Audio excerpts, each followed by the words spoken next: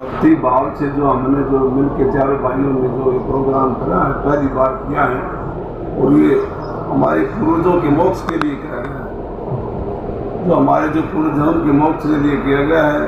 वैसे तो धार्मिक प्रोग्राम यहाँ चलते रहते हैं, हर तीसरे महीने दुर्गा सप्तमी का पाठ, कभी रामायण का पाठ, कभी गणेश पूजा। ये जिस दिन से ओम नमः शिवाय मिल्क डेयरी जब यहाँ पे पहली बार जब आज से 7 साल पहले जब शुरुआत हुई तो पूजा से ही शुरुआत करी गई थी, लेकिन अब पहली बार ये बड़ा प्रोग्राम जो कराया जो भागवत का 2 साल पहले। उसके बाद फिर मैंने यहाँ पे इंडिया का एग्ज़ाम पास किया और अभी यूएस के भी 2 एग्ज़ाम पास किए और एमडी के लिए अभी मैं नेक्स्ट ईयर एग्जाम। आज आपके परिवार से मैं भागवत कथा का आयोजन क्या करते? तो देखो, ये मेरा पहला यहाँ पे फंक्शन मैं अभी अटेंड कर पा रहा हूँ क्योंकि पढ़ाई के कारण मैं आ नहीं पा रहा था इंडिया में। तो यहाँ पे पहली बार ये अटेंड करते हुए मुझे काफ़ी अच्छा लग रहा है और यहाँ पे इतनी भीड़ मैंने शायद मैंने पहली बार देखी है यहाँ पे, क्योंकि मैं पिछले वाले फंक्शंस में यहाँ पे था नहीं। तो काफ़ी अच्छा फील हो रहा है, काफ़ी प्राउड फील हो रहा है कि हम ये सब कर पा रहे हैं, भगवान जी भी कर पा सकते। इतनी दूर तक चला नहीं जाता, लेकिन महिलाएं 3 किलोमीटर से यहाँ से 3 से 4 किलोमीटर उतनी धूप में, temperature was like around 37 degree. तो ये आसान नहीं था उनके लिए।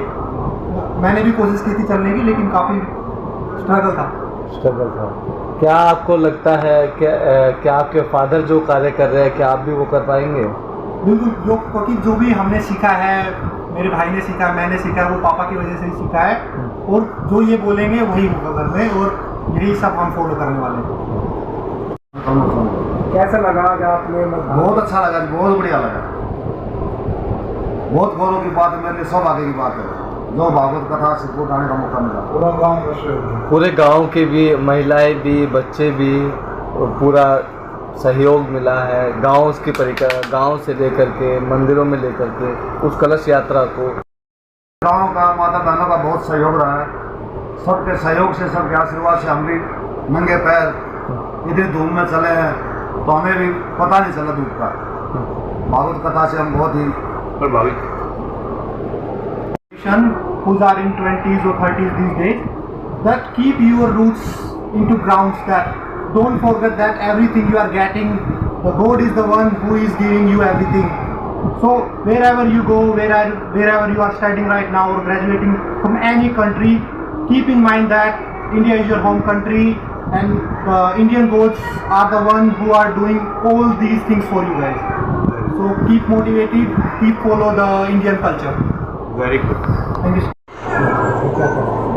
आज भाई ईश्वर ने गौशाला में यहाँ पे भागवत कथा का आयोजन किया जा रहा है और एक ये बहुत ही अच्छा और एक सुंदर विचार उनके मन में आया कि भाई यहाँ पर भगवत कथा का आयोजन किया जाए।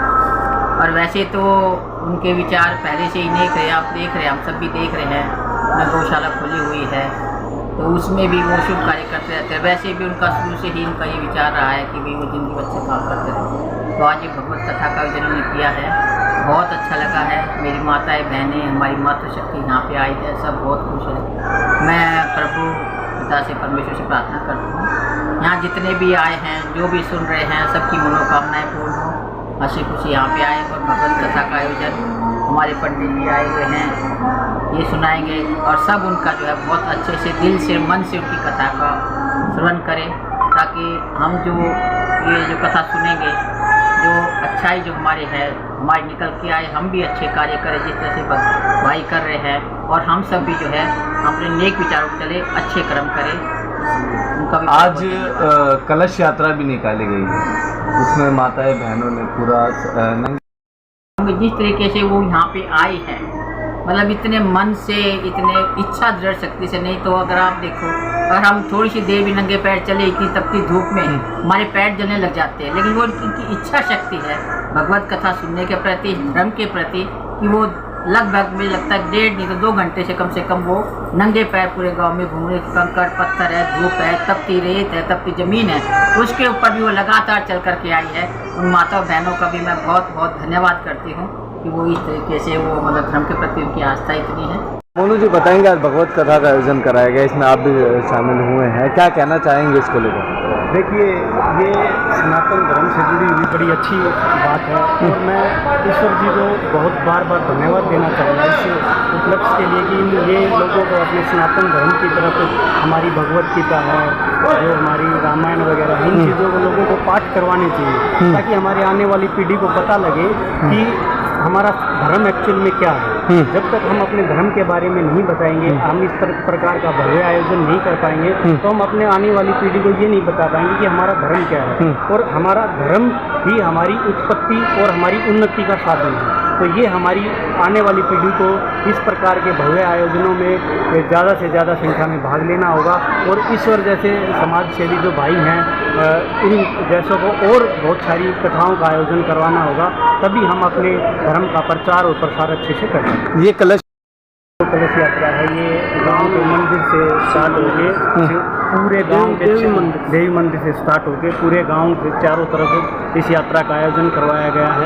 और इस यात्रा में जो हमारी माताएं बहनें, आप देखिए कितनी गर्मी होने के बावजूद भी उन्होंने बहुत बढ़ चढ़ के इस यात्रा में भाग लिया है। तो इससे हम निश्चित रूप से ही कह सकते हैं कि लोगों का हम अब जो सनातन धर्म है, जो हमारी कथा है, हमारे जो भगवान उनके प्रति आस्था बढ़ रही है। आप देखिए, आप लोगों ने देखा भी होगा कि कितनी माताएं बहनें हजारों की संख्या में इस यात्रा में शामिल हुई हैं। तो मैं उन सबको धन्यवाद करना चाहूँगा और नमन करना चाहूँगा कि इसी प्रकार वो अपने धर्म के प्रति अडिग है। जो आयोजन करा है उसको लेकर के क्या कहना चाहेंगे, क्या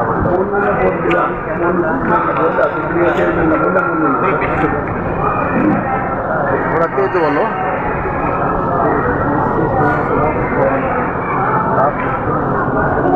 भागवत जो महापुराण है, वो सभी जीव मनुष्य के कल्याण के लिए एक ऐसा साधन है जिसको सुनने से वो प्राणी मात्र का कल्याण कर देती है।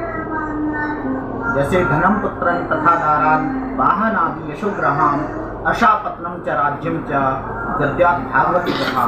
श्रीमद् भागवती कथा वो कल्प वृक्ष है जिसके नीचे व्यक्ति बैठ जाए और जैसी जिसकी कामना हो उसको पूर्णतः समर्थ करने में, जैसे पुत्र हो, घर हो, स्त्री हो, वाहन हो, जैसी जिसकी इच्छा होती है वो वैसा ही उस श्रीमद् भागवत महापुराण से लाभ प्राप्त करता है। जन्मांतरे भवेत पुण्यम तदा भागवती लभेत, क्योंकि ये श्रीमद् भागवत जब ही प्राप्त होती है व्यक्ति के लिए जब उसके जन्म जन्मांतर कल्पांतर युग युगांतर के पुण्य एकत्रित होते हैं, तभी जाकर के व्यक्ति को ये श्रीमद् भागवत महापुराण का श्रवण का सुख प्राप्त होता है। हर प्रत्येक व्यक्ति श्रीमद् भागवत कथा को सुनने में सक्षम नहीं हो पाता, क्योंकि अन्यथा वो सांसारिक कार्यों में इतना व्यस्त रहता है कि वो श्रीमद् भागवत होते हुए भी नहीं आता। ये वो व्यक्ति वही व्यक्ति आता है जिस पर भगवान की असीम अनुकंपा होती है, वही आकर के इसमें समय देता है। और आज जैसे कि आपके इस झज्जर जिला के अंतर्गत माछरौली गांव में ओम नमः शिवाय मिल्क डेयरी गौशाला प्रांगण में, ये एक तो गौशाला है, गौशाला को तो अपना गाय का एक अलग महत्व है, क्योंकि गौ इंद्री को कहते हैं जहाँ बर्तन हो, और वो गाय को भी कहते हैं जहाँ गाय का बर्तन हो और भगवान की कथाओं का बर्तन हो, वो भी उसको भी गौ कहा जाता है। तो ये गौशाला के अंदर ये जो श्रीमद् भागवत कथा की जा रही है, श्रीमान श्री ईश्वर चौधरी जी के यहाँ पर ये अपने पितरों के निमित्तार्थ पितृमोक्षार्थ में जो कथा रखी गई है, इसी प्रकार से इसके साथ साथ में सभी भक्तों का समागम होगा और सभी कथा को सुन करके अपने जीवन को कृतार्थ करें। सभी के लिए हमारी तरफ से जय श्री राधे, जय श्री कृष्ण। और कलश यात्रा तो 151 के